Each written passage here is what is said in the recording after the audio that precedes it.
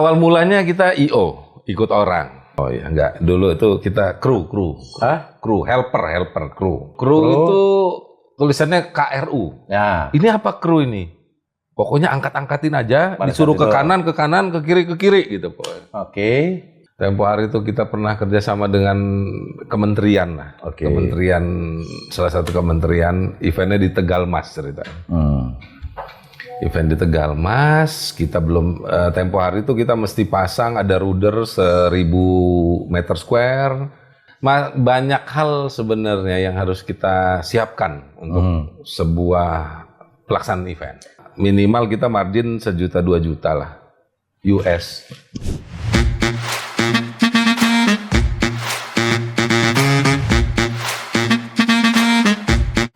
Oke, selamat datang semua yang ada di sini di Open Talk with Backstagers. Kalau misalkan di tahun 90-an pasti ingat lah ya dengan Meteor Garden. Salah satu personilnya siapa? Ini tamu gua kali ini mirip banget pada saat itu. Rian Report. Bray, apa kabar? Siap. Salaman dulu dong. Oh, ya. Makin gede aja. Dulu emang udah gede ya? Ya gede lah. Ya, tahun berapa sih kita itu? gede lah.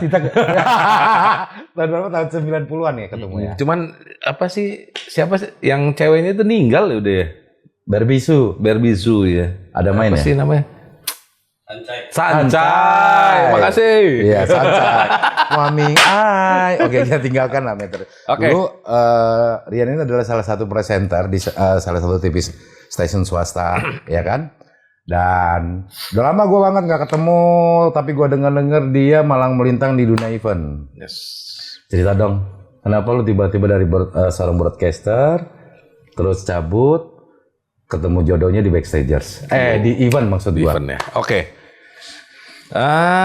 Awal mulanya kita IO, ikut orang. Belajar. Terus setelah belajar, sok tahu. Ketahuan. Bukan, pura-pura IO terus Pura-pura habis itu. IO Pura-pura pada saat IO itu. saat itu. Jadi ya udahlah. Kita jadi IO aja lah. Mau jadi ngapain ya? Main IO aja lah. Main IO aja. Dulu main IO main-main gitu deh. Tapi akhirnya asik kan? Makanya begitu asik, kita nggak boleh main-main nih kita. Kita harus bener-bener serius diurutin nih. ya. Pantesan Alphard di depan ada kan? Ini siapa ya, Bang? Aman ya. Enggak, maksud gue itu adalah contoh keberhasilan dari seseorang yang menggeluti bisnisnya benar-benar. Dari yang main-main jadi tidak main-main, dari yang pengen tahu jadi tahu, dari yang bukan pura-pura, dari yang belum bisa apa-apa jadi bisa apa-apa, ya kan? Udah berapa lama sih? Udah berapa tahun sekarang dari perjalanan awal di IO sampai sekarang? Iya, mulai dari IO ikut orang tuh 2005 lah ya. 2005, sekarang 2025. Bentar lah masih. Berapa tahun itu?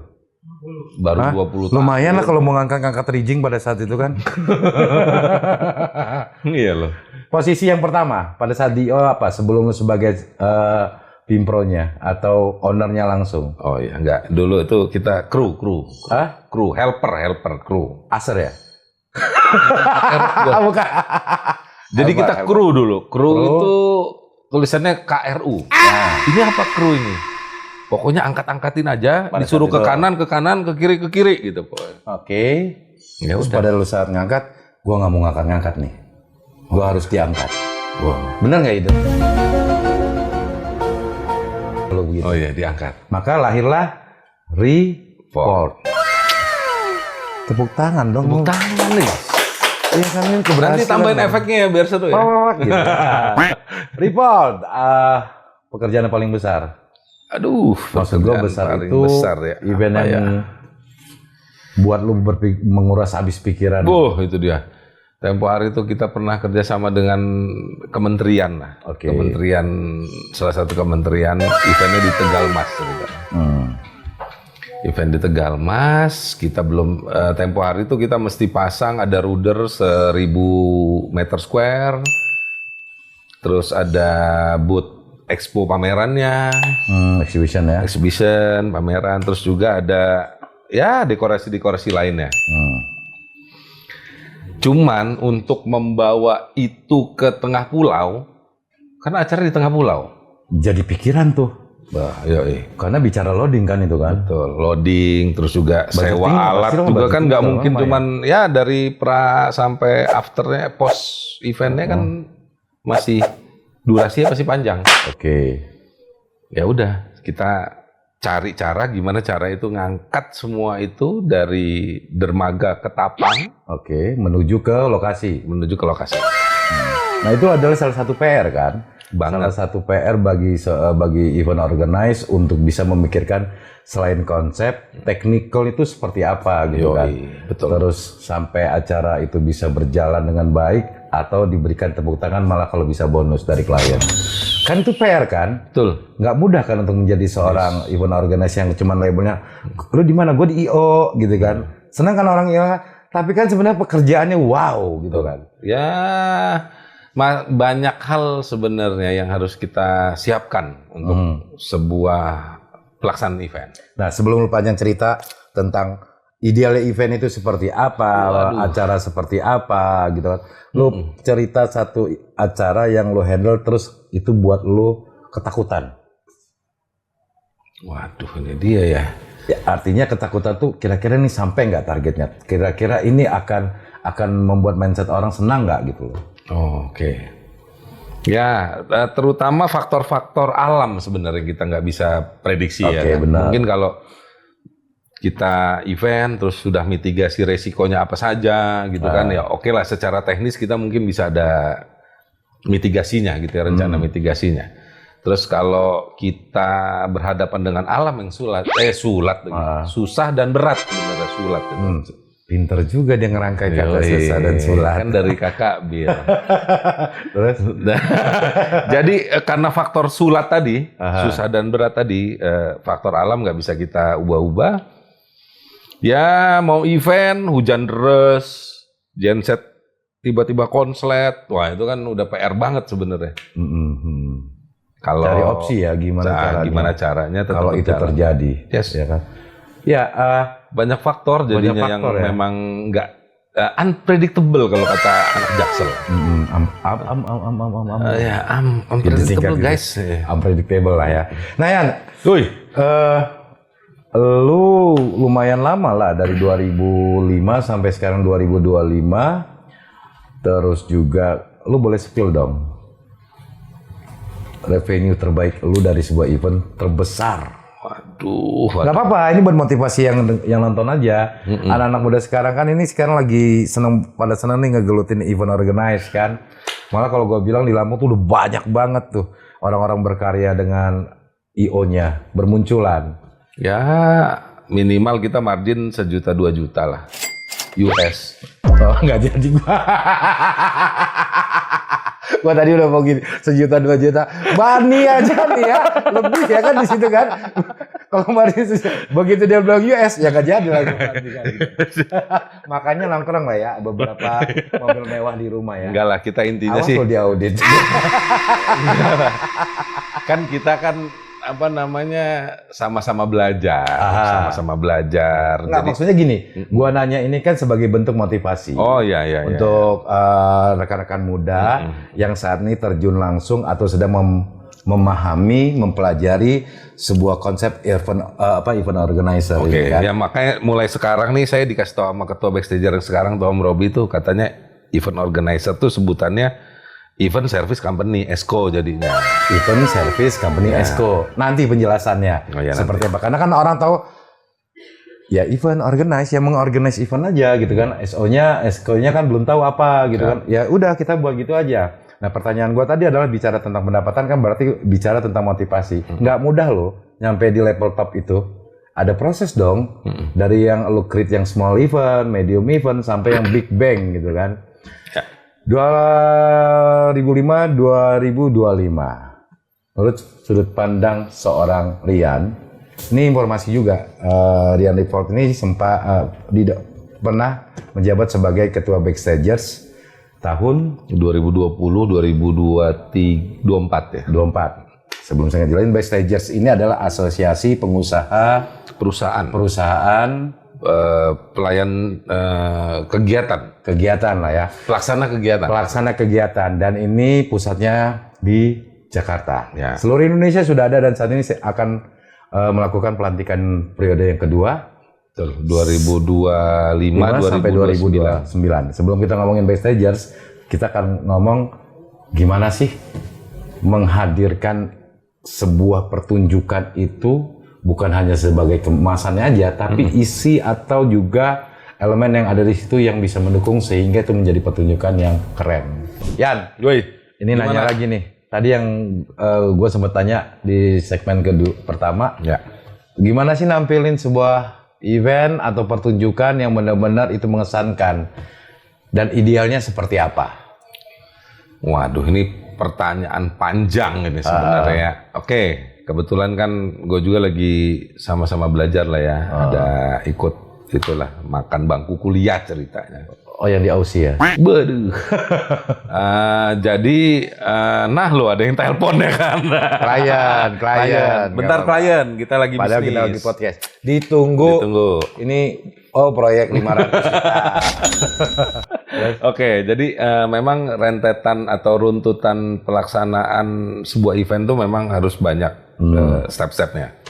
Mulai dari apa namanya? Perencanaan, konsep, terus juga pelaksanaan, terus sama post event. Berarti dia ada produksi pasca. Ya, Oke. mungkin selama ini kita lupain juga event selesai gitu. Iya, nggak evaluasi. Ya, kan? post eventnya kita kadang kan lupa memastikannya agar baik semuanya. Karena kita standarisasinya pakai World Safety, WHS tuh. World Health and Safety. Oke. Standarisasinya in Australia. Australia. Jadi soal Inggris ya kan. Wong Inggris deh kan. Wong Inggris iki. Terus? Jadi memang banyak rentetan mulai dari yaitu risk manajemennya harus diperhitungkan, terus juga banyak hal lah. Ya intinya paling poinnya adalah mulai dari ide dan konsep. Ide dan konsep kita Karena ide dan konsep itu kan berbeda. ide dan konsep. Jadi setelah ide konsep itu masuk lanjutannya ke term namanya. Term itu jadi sebuah bentuk acaranya gitu. Ide, konsep, term. Oke. Ya, ide, konsep, term gitu. Terus setelah dari term nih, jadi yang berperan tuh sebenarnya kalau kita kan ngomongnya apa event planner gitu-gitu ya. Sebenarnya di dalam event planner itu ada show director and technical director. Show director, technical director. Itu dari awal sampai akhir itu mereka. Ini gua runut dulu ya. Ide, konsep, term, show director, technical director. Terus? Oke, dari situ nanti baru terpecah-pecah tuh ada technical manager. Ruwet ya? Gitu. Ruwet kalau susunan. Idealnya, ya kan idealnya gitu kan. Cuman memang kembali lagi ke bentukan eventnya mau seperti apa. Memang selama ini kan kita itu apa ya, bikin event itu orang nyebutnya IO. Nah ini kan kita yang benarnya adalah ESCO. Kenapa ESCO? Event Service Company kita itu. Oh iya. Jadi perusahaan penyelenggara acara sebenarnya gitu. Yang menservis perusahaan tersebut. Ya, jadi kita punya perusahaan yang tugasnya adalah melaksanakan sebuah acara. Oke. Pengawasan. Ya. Plan, perencanaan, ya gitu mitigasi resiko, terus termasuk proyeksi budgeting juga itu ya. Betul, dari promosi apa segala macam lah kita rencanakan. Sampai infrastruktur apa aja yang mesti ada di situ ya. Jadi terus juga gitu. Selama ini kan kita bikin, misalnya nih klien ada yang telepon, bro, gua mau acara gini ulang tahun perusahaan misalnya gitu. Terus kita bikin konsep. Selama ini kan kita nggak pernah memperhitungkan biaya gimana sih cara pembuat konsep. Ya. Kalau di sono gitu ya. Di luar negeri itu ada perusahaan yang khusus buat event planner. Sendiri. Pelaksananya beda lagi. Gitu. Dari event planner, dari sebuah event planner nanti si klien akan menunjuk lagi event production jadi gitu. Yang akan melaksanakan event activity itu ya, event itu. Terus juga nanti pasti ada technical director yang pasti akan pemantauan terus. Berarti ini ada dua ya, maksudnya ada peluang dua ya antara event planner sama event organize service company. Ya event service company. Event service company. Berarti sebenarnya gini, event service company itu bisa jadi dua nama, jadi event planner, event Lu production. mau yang mana gitu kan? Mau lebih ke mana? Hahaha. Cuman kan kalau di sini nggak bisa. Lu udah buatin konsepnya lah bro, Oke. gambar-gambar aja, ya kan? Disangkanya gambar-gambar aja, tek langsung jadi kan? Tara, Nggak juga, tara, mau jadi gitu. apa prok. Padahal 2-3 hari itu yang buat desain Indonesia. Nggak tidur. Selama gitu ini kan kita nggak pernah ngecas ya biaya untuk itu.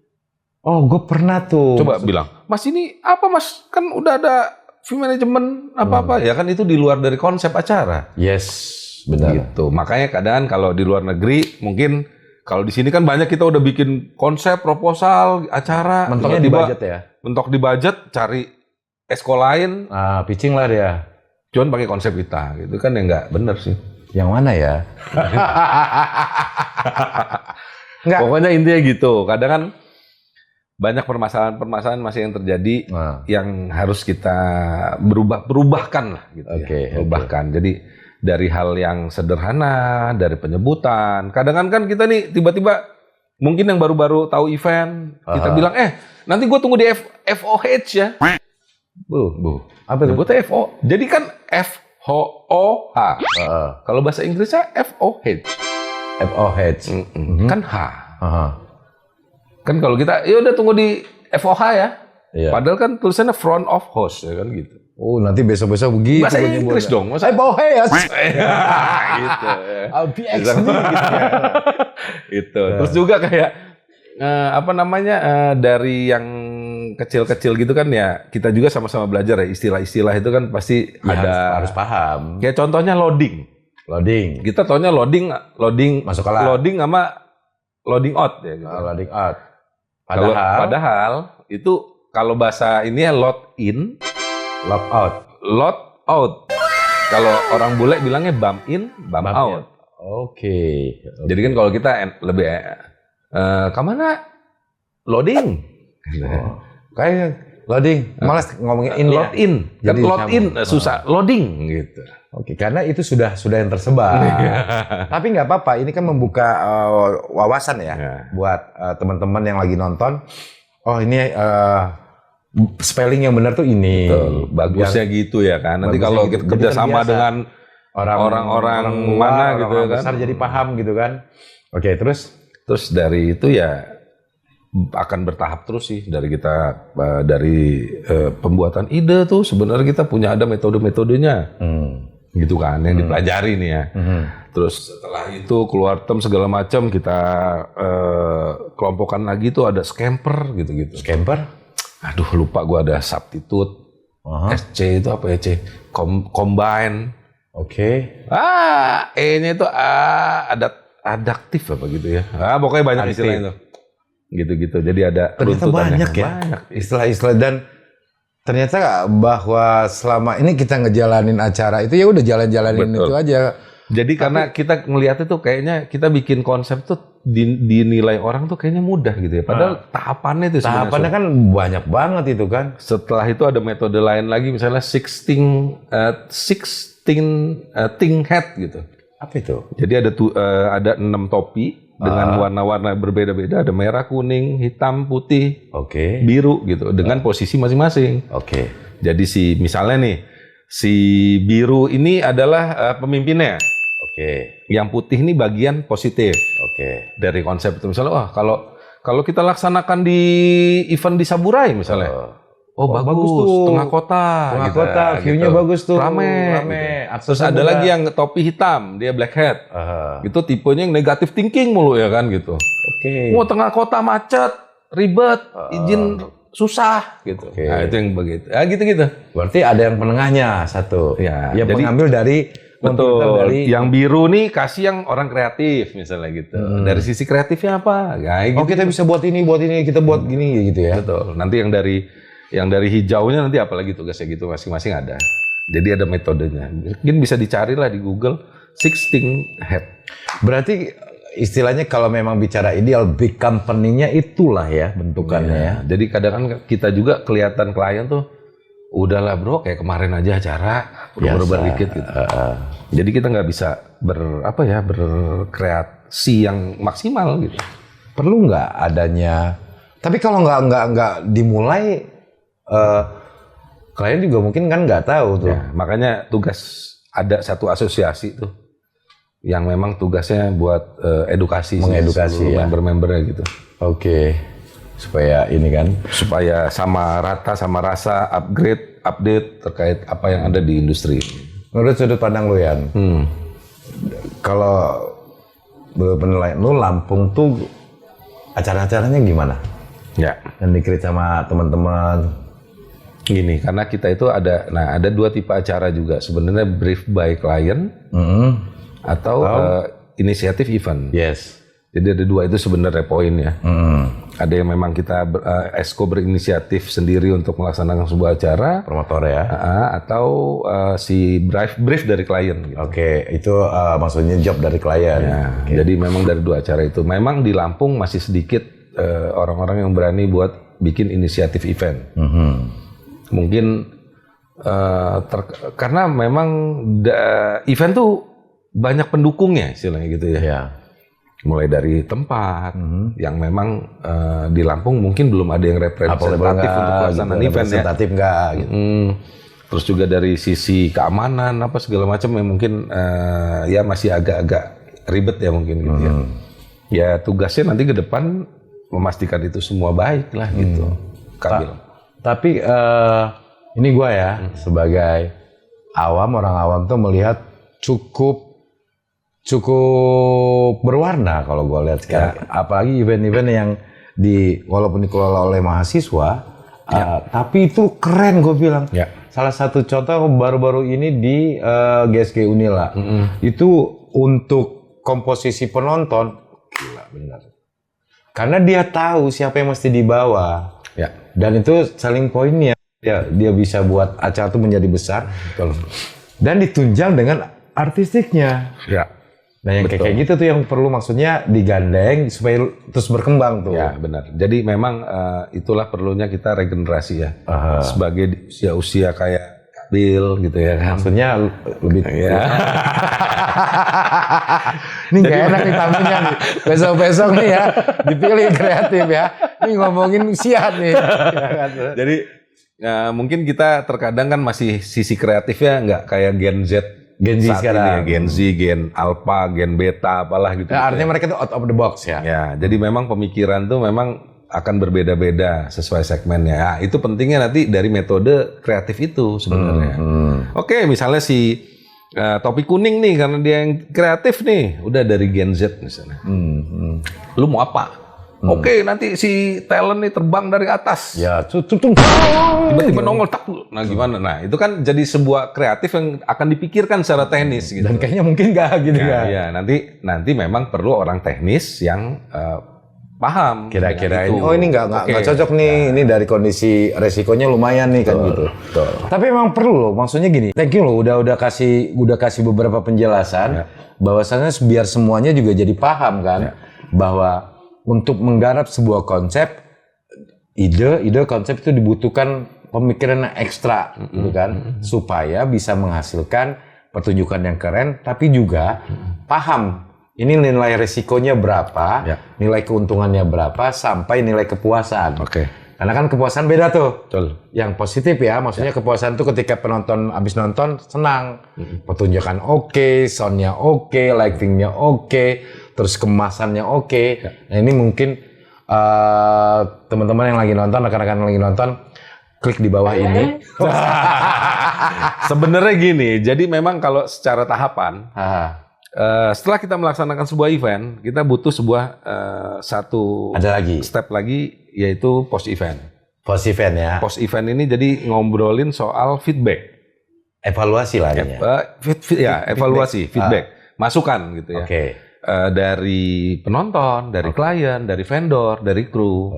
Event kemarin gimana sih? Gimana menurut lo? Bintang tamu kemarin gimana sih? Sound gua kemarin gimana sih? Jadi kan setelah itu kita bagusnya gimana ya? Intinya mau mendengarkan apa saran dan masukan dari orang lain ya kan? Jadi kita bisa ada point of view yang berbeda dari sisi penonton seperti apa, dari vendor seperti apa, klien seperti apa. Ya itu pasti sih jadi kedepannya tuh, kemarin tuh udah diingetin sama penonton kayak gini nih. Oke deh, coba kita ubah gini. Akan bagus nggak gitu kan? Itu salah satu penunjang penambahan kreativitas kalau gue bilang sih, dan terus mengevaluasi itu memang dibutuhkan ya. Nah Yan, kemarin kebiasaan gue ya gitu. Kemarin tuh menjabat sebagai ketua Forum Backstagers DPD Lampung. Dari tahun berapa sih? 2020, 2024. Bisa lo jelasin nggak tuh Backstagers ini nongol apa? Gitu. Aduh, ini dia ya. Kalau Backstagers itu adalah sebuah asosiasi perusahaan penyelenggara event. Oke. Di kepengurusan sebelumnya memang masih namanya bayi baru lahir ya. Kita jadi perlu banyak penyesuaian, harus kemana arahnya masih bingung. Nah ini mungkin di pengurusan kedua kebetulan kita dapat ketua yang baru, ketua umum yang baru. Jadi memang punya program atau kita sebutnya manifesto Backstagers gitu. Oke. Di situ memang terangkum bagaimana event, suasana event di Indonesia gitu. Oke. Terus juga apa dampak dari event terhadap perekonomian gitu. Oke. Sosial budaya dan pariwisata lain-lain gitu. Karena memang event ini sangat berdampak sebenarnya. Poinnya terkadang yang sering dilupakan gitu ya. Mungkin Singapura tuh contohnya lah ya. Oke. Pemerintah Singapura tuh rela ngebuk artis siapa ya tempo hari itu, Taylor Swift ya apa siapa ya Untuk konser 7 hari apa 3 hari pokoknya lu di Singapura di Asia. Misalnya ada 7 titik nih yang bakal disebar sama manajemen Taylor Swift. Di Asia bakal ada 7. Kita borong sama si Singapura ini. Udah. Itu keren loh. Kalau dihitung-hitung mungkin teman-teman semua bisa cek di Google berapa juta dolar yang dihasilkan dari event itu gitu. Sampai terakhir tuh pemerintah Indonesia itu ada Pak Luhut ya terakhir ya ngomongin tuh kalau bisa udah tarik internasional yang bisa main di Indonesia. Untuk menghasilkan pendapatan ya, devisa negara satu kan ya, devisa negara ya. Oh berarti di Backstagers ini isinya adalah members ya perusahaan event service company, event service company seluruh Indonesia. Betul. Jadi memang sudah mungkin gini anggotanya itu sekitar 300-an lah udah. Baru 300. Di yang pusat. Di seluruh Indonesia. Di seluruh Indonesia. Ya, baru 300 karena memang kan?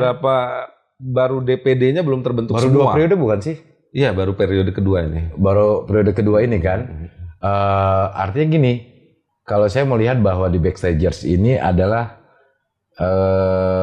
kumpulan orang-orang kreatif yang tentunya akan menghasilkan inovasi baru dan terobosan atau juga program bagi dunia industri event ini kan.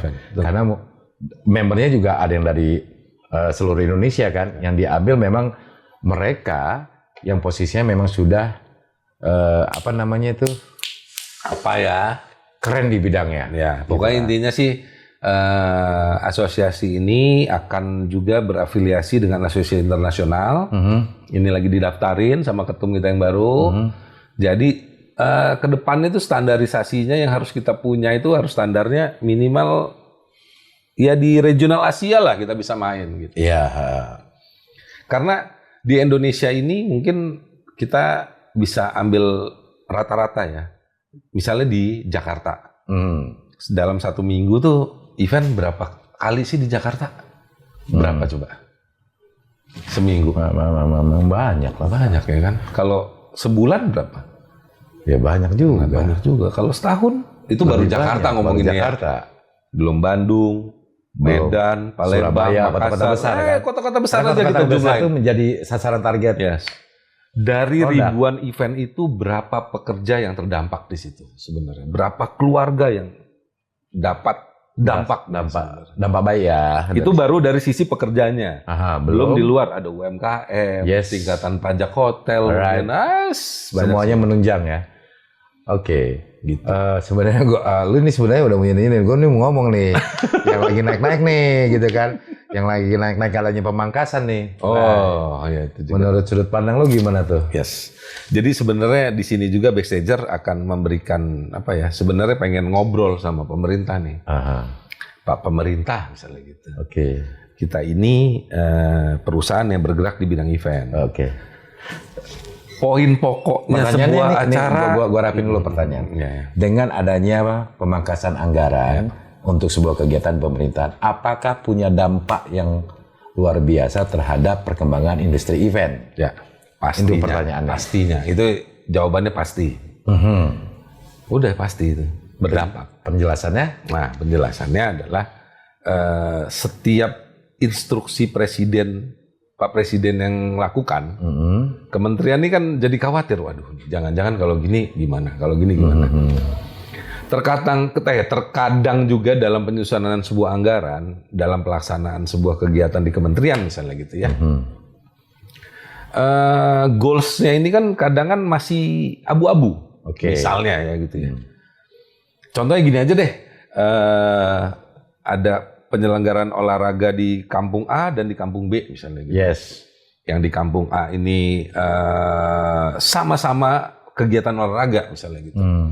Yang satu dia harus buat stadionnya dulu, harus buat apanya dulu gitu. Sedangkan yang di sini kita sudah ada beberapa sewa, kita akan melihat kapasitas venue yang kira-kira bisa dipakai buat itu, nanti disulap jadi arena venue-nya. Jadi minimal kan kita udah efisiensi nggak bikin stadion misalnya gitu. Itu yang pertama. Dari anggaran biaya keseluruhannya pasti akan beda kan. Ya ada yang buat stadion, ada yang enggak gitu. Jadi ada pos-pos yang terus juga dari orang, keterlibatan volunteer yang terlibat di acara tersebut gitu. Si A misalnya 18.000 orang gitu. Di sini misalnya 2.500 orang saja. Itu kan udah jauh sekali udah pasti. Terus juga apalagi ya?